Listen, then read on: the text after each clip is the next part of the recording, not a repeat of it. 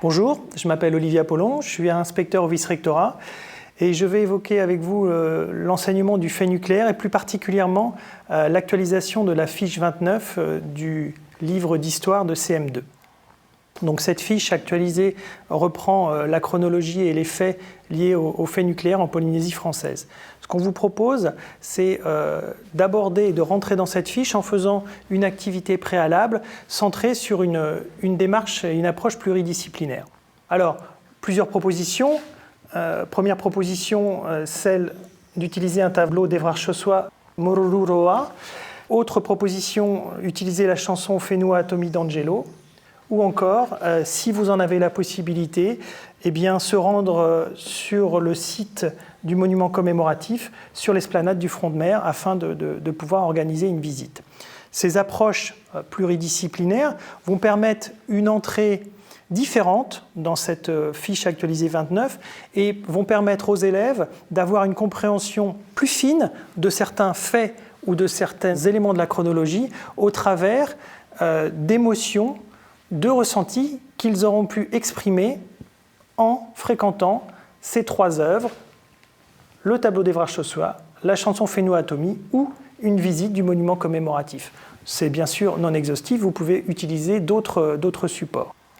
Alors, concrètement, si l'on choisit d'entrer par la chanson Whenua Atomi, on va pouvoir accéder à la musique. Qu'est-ce qui se passe ? Quelle est la sonorité de cette musique? Quelle est sa tonalité? Qu'est-ce qu'elle évoque pour moi? Qu'est-ce qu'elle déclenche en moi, cette musique?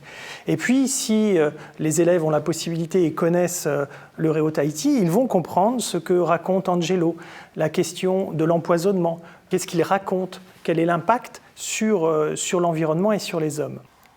Derrière, les élèves pourront parler des sentiments d'Angelo, de son ressenti d'artiste sur cette question. Autre proposition, si on rentre par ce tableau d'Evrard-Chossois, qui va tout de suite interloquer les élèves, puisqu'ils pourront identifier le champignon atomique, mais ils y verront aussi les billets de banque qui s'échappent de ce champignon atomique, donc quelque chose d'un peu surréaliste, et pouvoir rentrer au travers de cette interrogation dans un début de compréhension. On pourra reconvoquer, on le verra, ce tableau lorsque l'on parlera dans la fiche du CEP. Qu'est-ce que l'artiste a voulu dire au travers de l'utilisation de ce champignon atomique et de ces billets de banque qui s'en échappent? Enfin, dernière proposition, mais ce n'est pas exhaustif, la possibilité de se rendre avec les élèves sur le site du monument commémoratif de l'esplanade du front de mer, de pouvoir identifier les éléments qui sont présents, de pouvoir lire les inscriptions sur la stèle, et donc de pouvoir comprendre ce que les artistes ont voulu dire et ce qu'ils veulent exprimer par rapport aux essais nucléaires en Polynésie française. Et donc là, on rentre dans une autre approche qui est celle pourquoi commémorer, comment commémorer. Et on verra que cette commémoration est aussi un des éléments importants qui a été introduit dans l'actualisation de la fiche 29. Alors, si on revient à notre fiche, on a vu 3 entrées possibles, eh bien ça nous permet d'avoir là aussi 3 axes différents pour aborder cette fiche. Si on a choisi le chant d'Angelo, on peut tout à fait aller regarder les essais nucléaires sur la zone Pacifique et bien sûr en Polynésie française et voir qu'avec une explosion nucléaire, on a des dégâts importants sur le lieu de l'explosion, l'environnement, la question des radiations, des émanations, qui vont permettre d'aborder cette question d'une manière, ou en tout cas de rentrer dans une compréhension d'un phénomène qui n'est pas anodin du point de vue scientifique et physique. Si on a choisi, par exemple, le tableau d'Evrard-Chossois, eh bien, on peut, lorsqu'on va passer au CEP, effectivement, s'interroger sur les bouleversements, l'arrivée massive d'argent en Polynésie française au travers de l'installation du CEP, le bouleversement de la société, mais aussi le développement des infrastructures. Donc, ce tableau permet d'aborder, de mieux comprendre l'impact du CEP en Polynésie française. Et enfin, si on a choisi la visite au monument commémoratif de l'esplanade, eh bien, on peut aborder cette fiche par la question de la mémoire.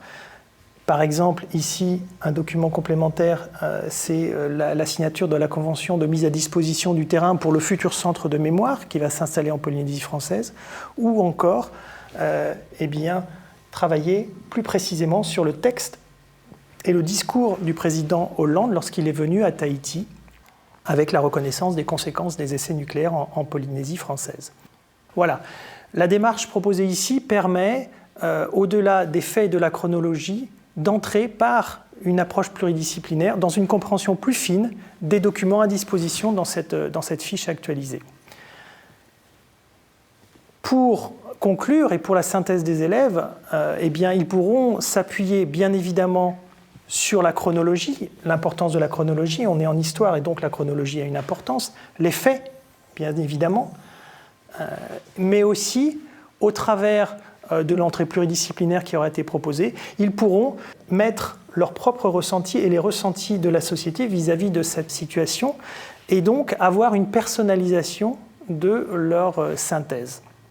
Voilà, cette proposition pour une exploitation un peu différente de la fiche actualisée 29 présente dans le manuel d'histoire de CM2. Je vous remercie.